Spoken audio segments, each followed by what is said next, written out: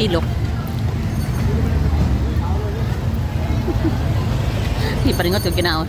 Good morning, travelers. Welcome to another Kentot Eats. Kay daghan man kayong nagtag o nag-request na bisitahon po nato daw ning DVDB Puto Bongbong de Leche sa may Kugon Night Market. So, atong gibisita.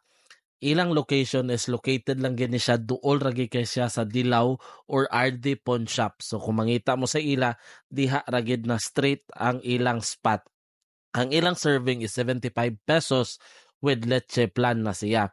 And ako ipakita sa inyo kung unsay difference sa ila ug sa puto bongbong sa rotonda. So inani ilang pagluto sa ila puto bongbong, naka-steam gyapon siya pero nakaputos siya sa dahon sa saging, which is dili siya pareha sa ginabuhat sa rotonda na puto bongbong.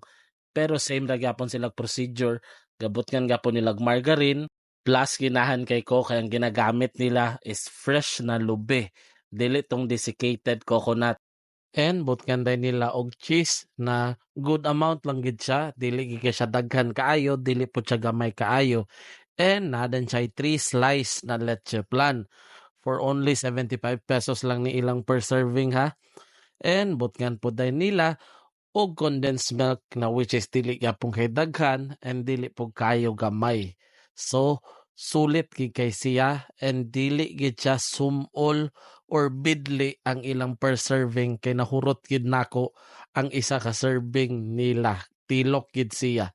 And sa gusto mo try, bisita na mo sa Kugon Night Market which is open ni siya every day from 5:30 to 12 midnight. Hangtod sa sunod na Kentot Eats, kita kits travelers.